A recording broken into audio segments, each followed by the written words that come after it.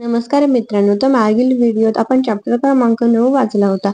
तर या व्हिडिओमध्ये आपण चॅप्टर क्रमांक 10 वाचू. चॅप्टर क्रमांक 10, लोकल टू ग्लोबल. फोर्ब्स नामक एक आंतरराष्ट्रीय स्तरावरील प्रतिष्ठित मासिक जगातल्या श्रीमंत लोकांची यादी प्रसिद्ध करीत असते. अशी काही मासिके आहेत ती जगातील सर्वांत श्रीमंत लोक कोण, जगातील सर्वांत बड्या कंपन्या कोणत्या आहेत वगैरेंसारख्या याद्या वेळोवेळी प्रसिद्ध करीत असतात. त्यात फोर्ब्स, फॉर्च्यून ही मासिके आघाडीवर असतात. या याद्या कशा प्रकारे तयार होतात, त्यांचे निकष काय असतात, कार्यपद्धती काय असते तेही त्या त्या यादीसोबत विस्ताराने प्रसिद्ध केले जाते. त्याचा उद्देश असा की अशा याद्या अत्यंत अभ्यासपूर्णकरित्या आणि शास्त्रीय पद्धतीने तयार केल्या जातात. त्यात कुठल्याही प्रकारचा पक्षपात, पूर्वग्रहदूषितपणा नसतो, कोणत्याही लॉबीचा प्रभाव नसतो हे वाचकांना कळावे. अर्थात त्यामुळेच एकीकडे या याद्या विश्वसनीय जशा मानल्या जातात तशाच या बऱ्याचदा चर्चेत विवादाचाही विषय बनतात. असो, या मासिकांचा अशा याद्या संकलित करण्याचा उद्योग चालू असतो. जगातील सर्वात भ्रष्ट देश कोणते आहेत त्याचीही यादी एक मासिक तयार करत असते. तर फोर्ब्स मासिकाच्या जगातील श्रीमंत व्यक्तींच्या यादीत पहिल्या 40 जणांमध्ये रतन टाटा यांचा समावेश होत नाही. जगातल्या सर्वात मोठ्या उद्योग समूहात टाटा हे नाव दिसत नाही. तसेच देशातील सर्वात शक्तिशाली व्यक्ती या यादीतही रतन टाटांचे नाव नाही. याबद्दल अर्थातच रतन टाटा यांना कसलेही वैषम्य वाटत नाही. अशा याद्यांकडे त्यांचे लक्ष असेल त्यात आपण आहोत की नाही याबद्दल ते जागृत असावेत, संवेदनशील असावेत असेही काही संकेत मिळत नाहीत. परंतु अलीकडच्या काळात त्यांनी ज्या निवडक प्रख्यात विदेशी कंपन्या विकत घेतल्या त्यावरून परदेशी कंपन्यांच्या टेक ओव्हर खेळातला रतन टाटा सर्वात महत्त्वाचा, बहुधा सर्वात मोठा, सर्वात महत्त्वाकांक्षी आणि सर्वात आक्रमक आग्रही माणूस ठरावा. असा एक भारतीय उद्योगपती जो भारतीयत्वाच्या कक्षा ओलांडून वैश्विक स्तरावर गेला आहे, ज्याचे विचार करणे, निर्णय घेणे हे सगळे वैश्विक स्तराचे झालेले आहेत. लोकल टू ग्लोबल म्हणजे स्थानिक स्तरावरून थेट वैश्विक स्तराची गरुडझेप घेणारा भारतीय उद्योगपती अशी त्यांची प्रतिमा झालेली आहे. ते 1991 पासून टाटा उद्योग समूहाचे अध्यक्ष आहेत. या सुमारे 18 वर्षांच्या काळातील रतन टाटांच्या कार्यकर्तृत्वातील सोनेरी पाने म्हणजे त्यांनी टेक ओव्हर केलेल्या काही ग्लोबल कंपन्या असे नक्कीच म्हणता येईल आणि याला कारण आहे त्यांचे आधुनिक विचार. आम्ही आजवर केवळ भारतीय बाजारपेठेतील ग्रहस्थांच्या कल्पनेनेच पछाडलेलो होतो. त्या पलीकडे आम्ही फारसा विचारही करीत नव्हतो. परंतु आता आम्हाला आमचा आवाका तेवढ्यापुरताच राहावा असे वाटत नाही. इसवी सन 2000 मध्ये टाटा समूहाने इंग्लंडची प्रख्यात चहा कंपनी टेटले जेव्हा हस्तगत केले तेव्हा एका भारतीय बिझनेस मासिकास दिलेल्या मुलाखतीत रतन टाटा उद्गारले होते की टेटले कंपनी 400 दशलक्ष डॉलर्स अशी घसघशीत किंमत मोजून खरेदी केली आहे. त्यानंतर त्यांनी अन्यही काही छोट्या मोठ्या विदेशी कंपन्या खरेदी केल्या. आज स्थिती अशी आहे की टाटा ग्रुप एकूण प्राप्तीपैकी 1/3 प्राप्ती ही परदेशी बाजारपेठांतून करतो. एकूण उत्पन्नाच्या सुमारे 1/3 उत्पन्न परदेशातून होते. ही गोष्ट ही मोठी बोलकी आहे.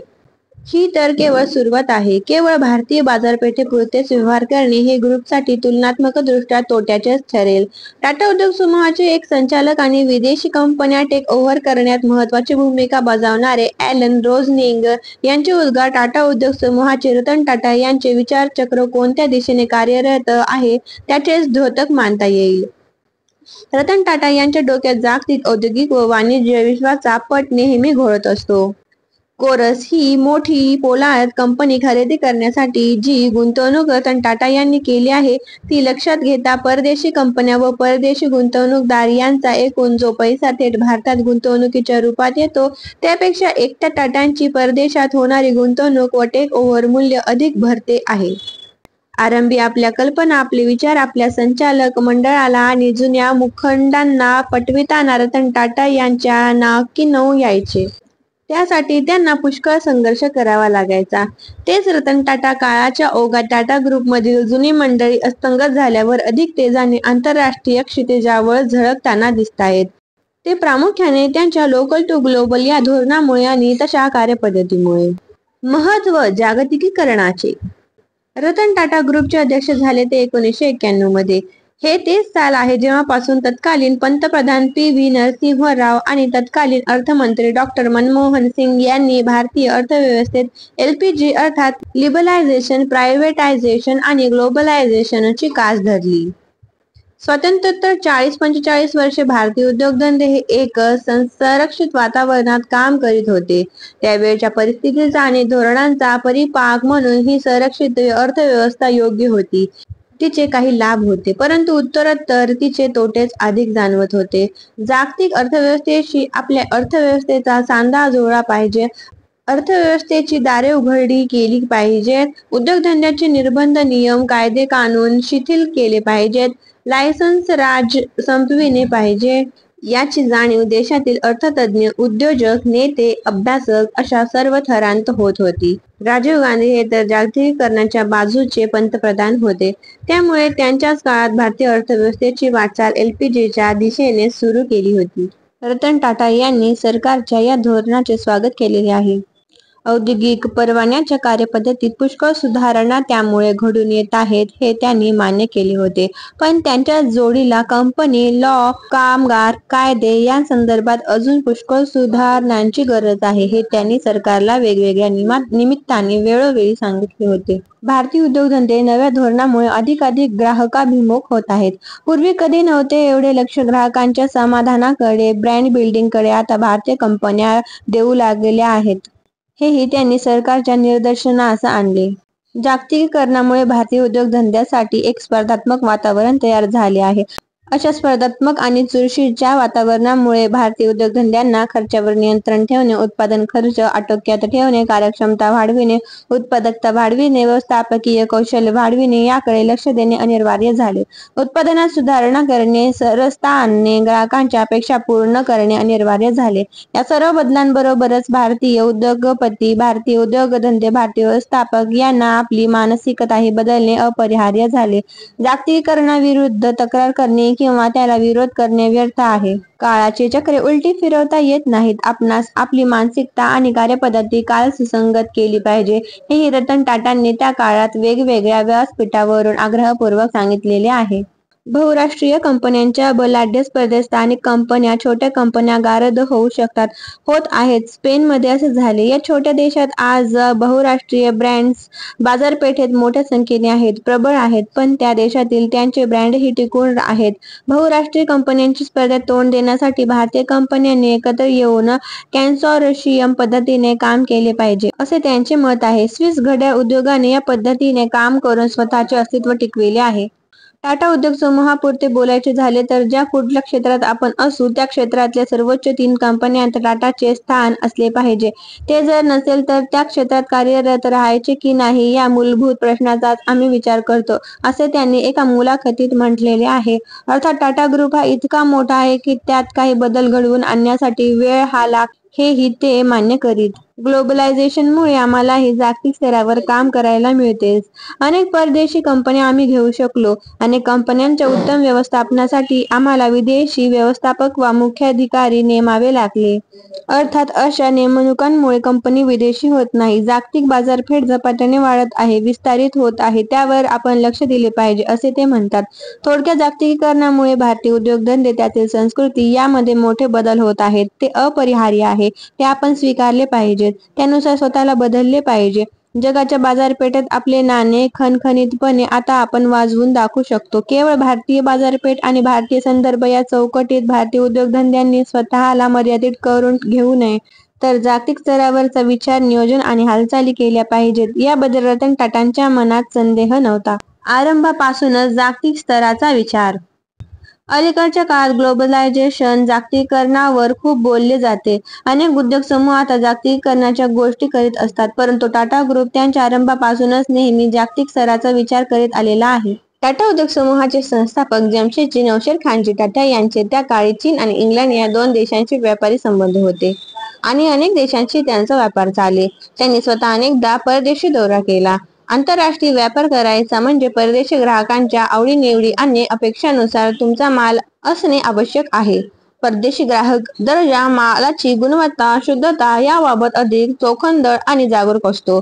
त्या दर्जाचा उत्तम माल द्यायचा ही टाटाची परंपरा आहे. म्हणूनच आंतरराष्ट्रीय बाजारपेठेत टाटा या नावाला एक वजन आहे, एक प्रतिष्ठा आहे. पुढे परदेशी व्यापारासाठी टाटा एक्सपोर्ट्स ही स्वतंत्र कंपनी तयार केली गेली. टाटा एक्सपोर्ट्स जगाच्या पाठीवरील जवळपास 100 देशांना नाना प्रकारच्या वस्तू, माल निर्यात करते. इसवी सन 2000 मध्ये इंग्लंडची टेटले चहा कंपनी टाटा ग्रुपने घेऊनच टाकली. टाटा एक्सपोर्ट्स कंपनीचे नावही बदलले. तिला आता टाटा इंटरनॅशनल असे म्हटले जाते. टाटा उद्योग समूहाच्या एकूण वार्षिक उलाढालीच्या सरासरी 25% अधिक वाटा हा आंतरराष्ट्रीय व्यापार व वाणिज्य उलाढालीचा आहे. तर Tata steel, Tata communications, Tata consultancy या 3 कंपन्यांची जवळपास 70% प्राप्ती ही आंतरराष्ट्रीय व्यापार उदीमातून होते. टाटा उद्योग समूहातील जवळपास प्रत्येक कंपनी निर्यात व आंतरराष्ट्रीय धंद्यासाठी प्रयत्न करीत असते. निर्यात कशी वाढवता येईल यावर अध्ययन करीत असते. अर्थात कंपनीचे उत्पादक काय आहे यावरही बरेच काही अवलंबून असते. भारतीय बाजारपेठेतही टाटांसाठी अर्थातच महत्त्वाची जागा असते. टाटा समूहाने कोरस ही स्टील कंपनी विकत घेतली. ही बाब जागतिक पोलाद उद्योगातील एक महत्त्वाची घटना ठरलेली आहे. निर्यातीबाबतचा भरपूर अनुभव आणि आंतरराष्ट्रीय बाजारपेठेतून कुठे कसा शिरकाव करायचा, सुरुवात कशी करायची, कुठे स्पर्धा कशी करायची, घुसणे सोपे आणि नफ्याचे ठरेल वगैरेंबाबत सखोल ज्ञान असणारे अनेक तज्ज्ञ टाटा समूहात काम करतात. आवश्यक तेथे बाहेरील तज्ज्ञ सल्लागार यांचीही मदत घेतली जाते. समूहातील एक कंपनीस दुसऱ्या कंपनीच्या ज्ञानाचा, अनुभवाचा फायदा देण्याचे, आंतरदेवाणघेवाण, विचारविनिमय करण्याचे समूहाचे धोरण आहे. त्याचाही चांगला फायदा सर्वांनाच होतो. हॉटेल शृंखलेमुळेही जागतिक स्तरावर संबंध, संपर्क प्रस्थापित करायला मोठी मदत होते. समूहाचे विद्यमान अध्यक्ष श्री रतन टाटा यांना एक सुस्पष्ट जागतिक व्यापार उद्योगाची दृष्टी लाभलेली आहे. त्यांचाही आंतरराष्ट्रीय व्यापार हा जिव्हाळ्याचा विषय आहे. त्यामुळे निर्यात, आंतरराष्ट्रीय उलाढाल याबाबत टाटा समूह थेट आरंभीपासूनच आघाडीवर राहत आलेला आहे. Tetley T. टाटा ग्रुपच्या टाटा टी या चहा कंपनीने जगप्रसिद्ध टेटले टी ही कंपनी $400 दशलक्ष ना विकत घेण्याचे धाडसही पाऊल उचलले. अशा प्रकारचा व्यवहार करणारी ही पहिली भारतीय कंपनी. पण रतन टाटांनी ती हिंमत केली. Tetley T company tea bags म्हणजे छोट्या पुडीमध्ये चहा देणारी जगातील दुसऱ्या क्रमांकाची कंपनी आहे. एक उत्तम ब्रँड आहे ज्याला जगभर मान्यता आहे. तर चहा बगीचे, चहापत्ती तयार करण्याचे कारखाने याचा टाटा टी कंपनीस मोठा अनुभव आहे. तेव्हा टाटा चहाला जागतिक बाजारपेठेत वरच्या स्थानावर पोहोचवायचे असेल तर टेटले सारखा ब्रँड उपयुक्त ठरू शकतो. या मूलभूत विचारातून रतन टाटा यांनी एवढी मोठी किंमत देऊन टेटले कंपनी विकत घेतली. चहासाठी भारताची ख्याती गेल्या अनेक शतकापासून आहे. इंग्रजी आमदानीत चहाचे मळे वाढले, लागवडीखालील क्षेत्र वाढले, चहाचे व्यापारी महत्त्व वाढले. पाश्चात्य बाजारपेठा मोठ्या प्रमाणावर चहासाठी भारतावर अवलंबून होत्या. टाटा उद्योग समूहानेही या चहाचे महत्त्व ओळखून त्या क्षेत्रात पदार्पण केले. दीर्घकाळ टाटा टीची जबाबदारी दरबारजी शेठ यांच्याकडे होती. चहामध्ये त्यांच्या थेट लागवडीपासूनच्या सर्व क्रियांवर लक्ष दिले तरच हवा त्या दर्जाचा चहा, हव्या त्या स्वादाचा चहा मिळू शकतो. दुसऱ्या मळेवाल्यांकडून चहा पाने खरेदी करायची आणि त्यावर प्रक्रिया करायची. टाटा ब्रँड खाली चहा विकायचा हा उद्योग सोपा आहे खरा, पण तो परावलंबी आहे. शिवाय चहाच्या क्वालिटीवर हवे तेवढे नियंत्रण त्यात ठेवले जाऊ शकत नाही. त्यासाठी चहाची शेती, चहा लागवड, चहाची कास्तकरी या टप्प्यापासूनच सर्व कंपनीच्या तज्ज्ञांच्या देखरेखीखाली असले पाहिजे. तरच जागतिक स्तराच्या वरच्या थरातल्या ग्राहकाला हव्या त्या स्वादाचा दर्जा देता येतो. हे ओळखून टाटा ग्रुपने चहाच्या मळ्यांवर लक्ष केंद्रित केले. त्यांचे तज्ज्ञ नेमले. चहाची लागवडीची वेळ, त्याला दिलेली खते, फवारलेली औषधे, माती या सर्वांवर चहाची क्वालिटी अवलंबून असते. त्याचप्रमाणे चहाचे मिश्रण तयार करणे ही गोष्ट ही मोठीच कौशल्याची असते. तेव्हा उत्तम लागवड, उत्तम कास्तकारीला त्यांनी तज्ज्ञ अनुभवी ब्लेंडर्सची जोड दिली आणि टाटा टी आंतरराष्ट्रीय स्तराच्या वरिष्ठ वर्तुळात लोकप्रिय केले. टेटलेमुळे टाटास डिपवाल्या पुडीबंद चहाच्या क्षेत्रात व्यापक प्रमाणावर घुसता आले आणि श्रीलंका व अन्य देशांच्या चहाच्या यशस्वीपणे टक्कर देत जागतिक स्तरावर टाटा टी नेता आला. टेटलेसाठी टाटांनी खूप जादा पैसे मोजलेत अशी टीका त्यांच्यावर काही जणांनी तेव्हा केली खरी, पण अखेर रतन टाटांची दूरदृष्टीच योग्य होती. तेच काळाच्या कसोटीवर सिद्ध झाले आहे. टाटा ग्रुपने चहासारख्या कन्झ्युमर्स प्रॉडक्ट्स मध्ये कशाला यावे, त्यांनी आपले अवजड उद्योग, बडे गुंतवणुकीचे उद्योग यावर लक्ष केंद्रित करावे असाही अनाहूत सल्ला त्यांना अनेक जण देत होते. परंतु टाटा हा ब्रँड अवजड उद्योग, अभियांत्रिकी उद्योग, माहिती तंत्रज्ञान आणि तत्सम अत्याधुनिक उद्योगांच्या जोडीलाच तेल, मीठ, चहासारख्या सामान्य माणसाच्या दैनंदिन गरजेच्या वस्तूंमध्येही असले पाहिजे. कारण टाटा म्हणजे विश्वासार्हता, गुणवत्तेची हमी हे जे समीकरण गेल्या अनेक दशकांपासून टाटांच्या कामगिरीमुळे निर्माण झाले आहे, त्याचा लाभ टाटांनी उठवला पाहिजे. आम माणसाच्या गरजेच्या वस्तू जर टाटा नावाखाली मिळू लागल्या तर सामान्य माणसालाही टाटाची गुणवत्ता, विश्वासार्हता यांचा लाभ मिळेल, जे आज खूप गरजेचे झाले आहे. अशी संदर्भात टाटांची भूमिका आहे. त्यामुळे आपण चहाच्या क्षेत्रात उतरू नये. ते आपले काम नाही, ते अन्य कोण्या छोट्या मोठ्या कंपनीने करावे असे टाटांना वाटत नाही. चहाची बाजारपेठ वाढते आहे. जागतिक बाजारपेठेतला चहाचा जो उच्चभ्रू ग्राहकी आहे, त्याचे समाधान होईल यावर टाटा टीचा भर आहे. टेटलेमुळे त्यांची उपस्थिती जागतिक स्तरावर घेण्यात मोठा उपयोग झाला आहे. रतन टाटा यांनी टाटा ग्रुपसाठी तयार केलेल्या भविष्यकालीन बृहद आराखड्यानुसार ग्रुपची उलाढाल दर 4 वर्षांनी आणि नफा दर 3 वर्षांनी दुप्पट झाला पाहिजे. त्यामुळे त्यासाठी आवश्यक त्या प्रत्येक क्षेत्रात टाटा ग्रुप प्रवेश करेल. अर्थात जागतिक तेजीमंदीसारख्या आर्थिक परिस्थितीचा त्यांच्या नियोजनावरही परिणाम होणार. परफॉर्मन्स अर्थात कामगिरीतही थोडाफार फरक पडणार हे मान्य. Corus steel. Tata tea company Ratan टाटांनी टेटले विकत घेऊन जागतिक स्तरावर नेऊन ठेवले. तद्वतच ज्या पोलाद कारखान्याने टाटा ग्रुपची मुहूर्तमेढ रोवली, त्या पोलाद उद्योगाला त्यांनी जागतिक स्तरावरची 9व्या क्रमांकाची गणली जाणाऱ्या कोरस स्टील ही कंपनी विकत घेऊन आणखीन भक्कम केले. रतन टाटा हे टाटा ग्रुपचे अध्यक्ष झाल्यानंतरच्या महत्त्वपूर्ण आणि मोठ्या घडामोडीत कोरस स्टीलचे टेक ओव्हर अर्थात ही कंपनी खरेदी करण्याचा व्यवहार मोडतो. कोरस कंपनी दरवर्षी 18 दशलक्ष टनांहून अधिक पोलाद निर्मिती करते. टाटा स्टीलचा पोलाद निर्मिती संदर्भात जागतिक स्तरावर 56वा क्रमांक लागतो. टाटा स्टील दरवर्षी सुमारे 5.5 दशलक्ष टन पोलाद निर्मिती करते. त्यावरून कोरस कंपनी टाटापेक्षा किती मोठी आहे याची कल्पना येईल. ही एक अँग्लो डच कंपनी आहे. तिचे कारखाने इंग्लंडमध्ये Port Talbot, Newport, York, Deeside, Wales अशा अनेक ठिकाणी आहेत. या कंपनीत सुमारे 50,000 लोक काम करतात.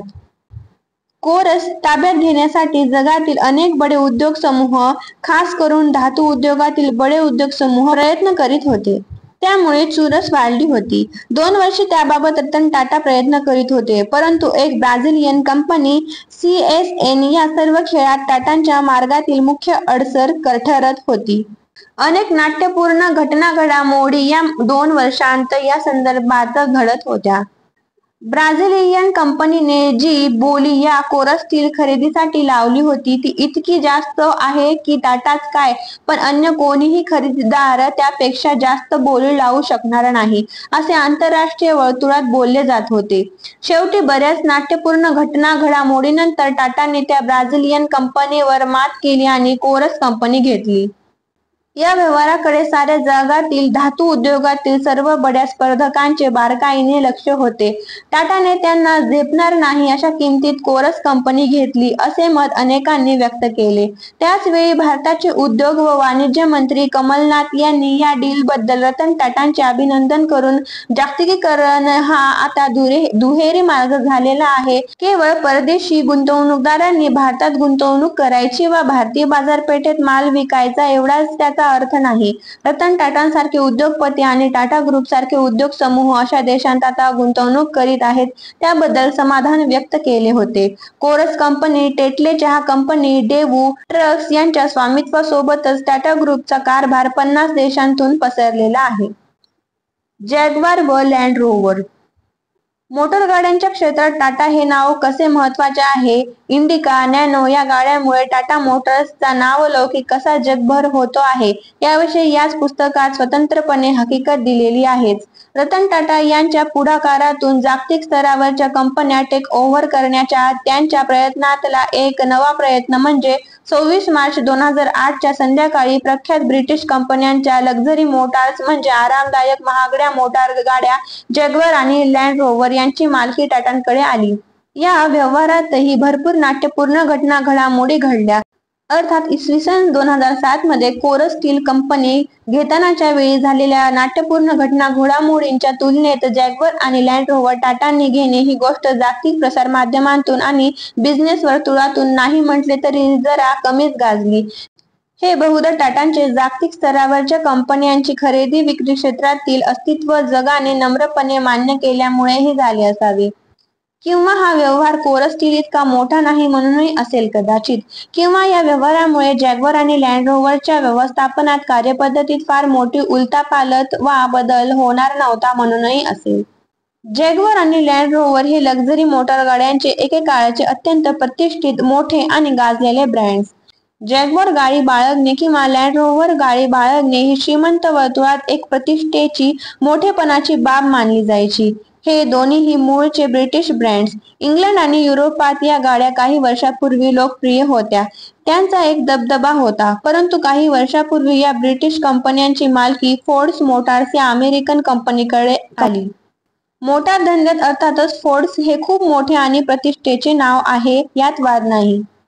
फोर्ड्स मोटार्सच्या स्वतःच्याही गाड्या आहेत, ब्रँड्स आहेत. त्यामुळे त्यांनी या ब्रिटिश ब्रँड्सला जॅग्वार आणि लँड रोव्हरला फारसे उत्तेजन दिले नाही किंवा त्या आक्रमकपणे विकल्या नाहीत. नंतर त्यांनी हे दोन्ही ब्रँड्स विकायला काढले.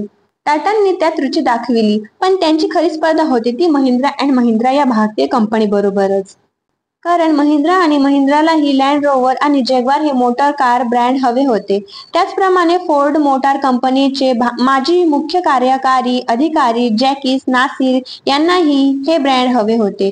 ते स्वतः दीर्घकाळ फोर्ड मोटार कंपनीत वरिष्ठ पदावर होते. त्यामुळे जागतिक मोटार गाड्यांच्या धंद्याची जागतिक स्तरावर कोणत्या गाड्या लोकप्रिय आहेत, का लोकप्रिय आहेत याची त्यांना बिनतंबातही होती.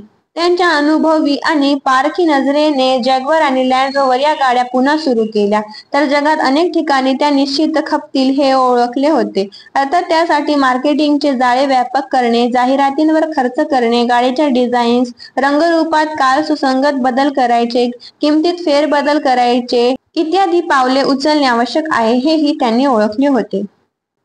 टाटा, महिंद्रा आणि नासिर या तिघांमध्ये शेवटी सारशी झाली ती टाटांची. कारण त्या कंपनीतील कामगारांची संघटना एवढी पक्की आहे की ही कंपनी विकली गेल्यास ती कोणाला विकावी हे ठरविताना संघटनेचे मत घेणे अपरिहार्य झाले होते. आणि या संघटनेने टाटांच्या पारड्यात आपले वजन टाकले. टाटा सोबत आम्ही कम्फर्टेबल राहू असे त्यांनी म्हटले. याचाच अर्थ नवे मालक म्हणून आम्हाला टाटा अधिक मंजूर आहेत असाच होतो. ही गोष्ट टाटांच्या आंतरराष्ट्रीय नावलौकिक उच्च व्यावसायिक मूल्य, कामगारांना सन्मानाने वागविण्याचा त्यांचा लौकिक यावरचा एका अर्थाने जागतिक मान्यतेची मोहोर उमटविण्यासारखी होती. ती मोहोर जॅग्वार लँड रोव्हरच्या युनियनने उमटविली. साहजिकच महिंद्रा व नासिर यांना स्पर्धेबाहेर व्हावे लागले आणि टाटांच्या प्रयत्नांना यश आले. अर्थात सध्या या जॅग्वार व लँड रोव्हरचा जो मुख्य कार्यकारी अधिकारी आहे तो त्या पदावर राहून काम पाहिल, तसेच कोणालाही कामावरून काढण्यात येणार नाही. टाटांना या कंपनी विकत घेण्यासाठी जरूर पडल्यास फोर्ड्स मोटार्स वित्त सहाय्यही देणार आहे. टाटा मोटर्सला जॅग्वार आणि लँड रोव्हर या ब्रँडचे हवे तसे पुनरुज्जीवन करता येईल का याबद्दल मोटार उद्योगातील तज्ज्ञांमध्ये अर्थातच एकमत नाही. कोरस स्टील कंपनी घेण्याच्या टाटांच्या निर्णयास जशी अनेक तज्ज्ञांची सहमती नाही तशीच याही टेक ओव्हरची स्थिती आहे. हे निर्णय योग्य होते किंवा कसे हे भविष्य काळात दिसलेच, परंतु अशा टेक ओव्हरमुळे जागतिक स्तरावरचे रतन टाटा हे एक महत्त्वाचे उद्योगपती बनले आहेत. ते काय करतात, त्यांचे काय चालले आहे, त्यांच्या योजना काय, त्यांचे मनसुबे काय आहेत याचे कुतूहल जगभरातील तज्ज्ञांना असते. एकूण लोकल ते ग्लोबल या धोरणाची अंमलबजावणी करीत रतन टाटा यांनी जागतिक बिझनेस वर्तुळातील स्वतःचे स्थान खूपच वर नेऊन ठेवलेले आहे हे नक्की. विमान निर्मितीवरही नजर. कोरस आणि जॅग्वार या दोन कंपन्या खरेदी करून इतिहास निर्माण केला. टाटा ग्रुपचे लक्ष आता विमान निर्मितीकडे लागलेले आहे. त्याचाच एक भाग म्हणून ब्राझील स्थित एम्ब्रेयर या विमान निर्मितीत जगातील नंबर 3 च्या कंपनीशी भागीदारी करण्यासाठी टाटा ग्रुपचे प्रयत्न चालू आहे. 120 आसन क्षमतेचे व्यापारी जेट विमान निर्माण करणारी एम्ब्रेअर ही एकमेव कंपनी आहे. जगातील विविध देशांतून व मोठ्या कंपन्यांकडून या विमानाला प्रचंड मागणी आहे. त्या मागणीची पूर्तता करणे या कंपनीला शक्य होत नाही. 31 मार्च 2008 पर्यंत 20.3 अब्ज डॉलरची ऑर्डर ते पूर्ण करू शकले नव्हते. त्यामुळे संयुक्त उपक्रमांतर्गत विमाननिर्मितीत रुची असणारा, तशी आर्थिक तांत्रिक क्षमता असणारा, उत्तम जागतिक प्रतिमा असणारा जोडीदार एम्ब्रेअरला हवा आहे. या सर्व अपेक्षांची परिपूर्णता करणारा टाटा ग्रुप असल्यामुळे तो अधिक गंभीरपणे या कंपनीचा भागीदार होण्यासाठी प्रयत्न करीत आहे. विमान निर्माण करणाऱ्या बोईंग या कंपनीशी संयुक्त उपक्रमांतर्गत विमान निर्मिती करणारी एक कंपनी निर्माण करण्याच्या योजनेवर टाटांनी स्वाक्षरी केली आहे. या करारांतर्गत $500 मिलियन पर्यंत सुट्या उपक्रमांची निर्मिती भारतात केली जाईल आणि त्याची विक्री बोईंग आणि तिच्या आंतरराष्ट्रीय ग्राहकांना करण्यात येईल. तर मित्रांनो, हे चॅप्टर येथे संपूर्ण झाले आहे. पुढील चॅप्टर ऐकण्यासाठी माझ्या चॅनलला जरूर सबस्क्राईब करा आणि क्रमांकानुसार चॅप्टर ऐकण्यासाठी माझ्या चॅनलवरील रतन टाटा या प्लेलिस्टला जरूर व्हिजिट द्या. धन्यवाद.